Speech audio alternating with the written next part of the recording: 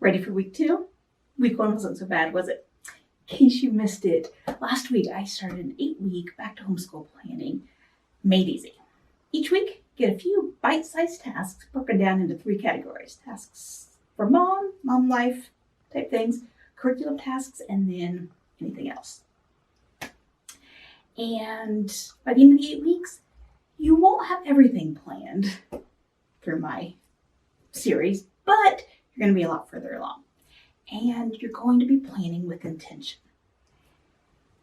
And you're going to be taking things, really looking at things so that each choice you make for your school year, whether it's curriculum or your schedule or whatever, you're doing it because that's what you're choosing to do. You're not just doing it because that's what you fall into doing. Each week, I'll start off with my update and then I'll give you your tasks. Before you click away, I want to make sure that you leave your comments below to let me know what you did, whether they're related to my tasks or your own planning tasks that you did to start getting ready for your next school year. And I will try to remember to leave the timestamps down in the down bar as well in case you want to jump ahead. First thing, books. I had already created a reading list for myself this summer. I have a blog post on it, so you can go check that out. On the list, one of the books on there was Garden of Small Beginnings, and I started it. I'm almost finished, and it has been absolutely wonderful. Another one that I had on my list was called The Cake Therapist, and that one just came up at the library, so I'm going to start that one hopefully by the time this goes up. Hopefully. So that one was an easy one to mark off because I had already done it. Another one, something I want to watch this summer. In fact, I have 4 things on here. We'll see what I get to. One, I just started the show Blackish. I knew of it. I'd heard people talk about it, but I don't watch a lot of network TV shows. So I hadn't tried it, but I really enjoyed it. I'm about halfway through season 1 and I'm enjoying it.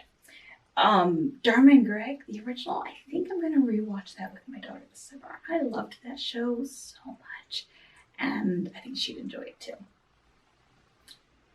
Maybe if I get to it, Downton Abbey. I really love that show, and I watched it several years ago, but there's a lot of it. So I don't know that I'm going to actually get it started or not.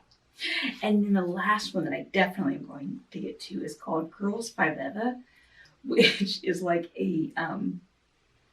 just an 8-episode show that there's this girl band from like the 90s who are reuniting as adult women.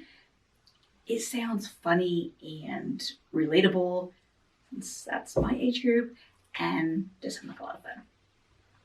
So those are my shows.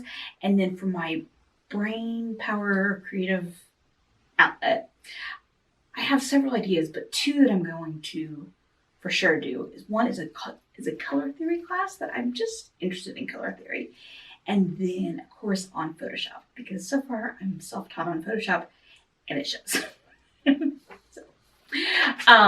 The curriculum task, which was to make a list of what we're reusing, what we may use if I don't find a better replacement, and what we're definitely not reusing. So you can see on the screen what some of that. But ones we definitely will be reusing this year include East Academy, which you guys know I'm a big East Academy fan. So we'll be doing this one. My youngest, Ben, is moving into algebra this year. Matthew will be finishing up. So we're about halfway through 5A, and so he'll hopefully finish 5 this year, and then pre-algebra for him next year. For history, we'll be using The History of Us by Joy Hakeem. I really, really like this series, and when my daughter was in 8th grade, I had her just do bits and pieces of it. Ben, though, is my reader, and so I think I'll probably have him read most of the books. We'll see, but we'll definitely use this one. And then CPO science for Matthew. Both boys were going to use it, and then we had a change, which at some point I will update and share with you guys what we're doing for the kids this year. I know last year I don't think I ever shared like a full curriculum plans last year, but this year I'm gonna try. And then the task I didn't complete, which was asking my kids about the best and worst of the year. I already have an idea of what they'll say is the best. I'm not sure what they're gonna say for the worst. And frankly, I wasn't really up for hearing it this past week. There was a lot of complaining going on in my house this past week. Me too, me included. But so I just wasn't in the mood, frankly. I'm gonna try and do it this week though. At least ask what the best was. We'll see about the worst. And now, tasks for this coming week. So I think there's 2 tasks under each category. So under the mom task, last week, like I said, we asked the kids what their best and worst was, which if you asked your kids and you want to share, I'd love to know what they said. Now we're going to talk about you. What was the best and worst part of the homeschooling day, life, week, whatever for you? Was there curriculum you really enjoyed? Did you have a really good flow to your day? Were you on top of things with record keeping, that kind of thing? And what was the worst? Maybe you had a really bad flow to your day. Maybe there was curriculum you hated. Maybe whatever. Think about what the best and worst part of your homeschool life was for you. Write it down.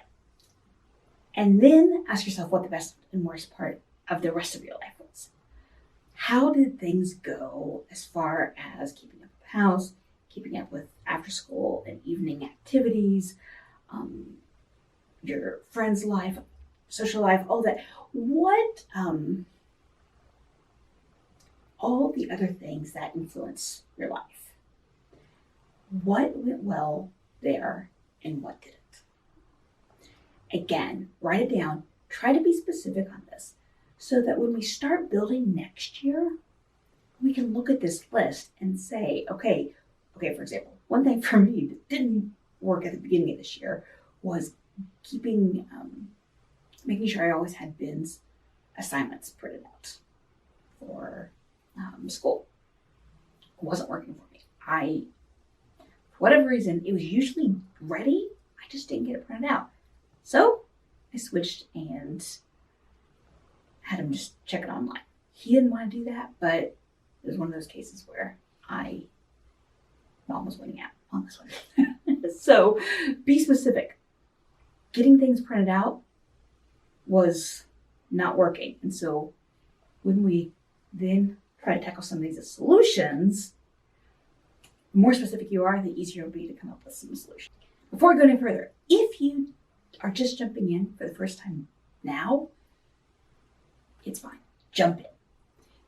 You can go back and do week 1, and I encourage you to because we were putting on our own oxygen masks first last week. But if going back is going to be a hindrance for you to start, just start right now, okay? Don't feel like you have to do all the tasks every week from the beginning in order to do this. Jump right in, I promise. Anything is better than nothing. So, curriculum. I'm going to go back and take a look at the chart you made of what you're keeping, what you're not keeping, and what you may keep. And we're going to take a look at the column that you're not keeping. Why aren't you keeping it? And again, we're going to be specific. If you already have some ideas for curriculum or replacements, or even if you don't, go ahead and start searching if you want to. We're going to do more of that next week, but if you've got the time this week, you might as well get started and start looking at what's out there and thinking about, could it work? Is the price going to work for you, or would you need to find it used? That sort of thing. And then on to the last set of tasks. First one, you're going to grab a sheet of paper and you're going to put your name and then each of your kiddos, make a column, columns for each of them. And we're going to write down some SMART goals for each person. Your goal this week is to get at least one goal, but you want to craft them with that SMART acronym, which is specific, measurable, attainable. I don't remember. I think T is timely. Meaning that with the goals you write down, are they ones that are specific? Can you look at the goal in 3 months in the school year, 4 months in the school year, and know whether you're meeting it, you're on your way to meeting it? Is it specific enough that you can do that you can know that?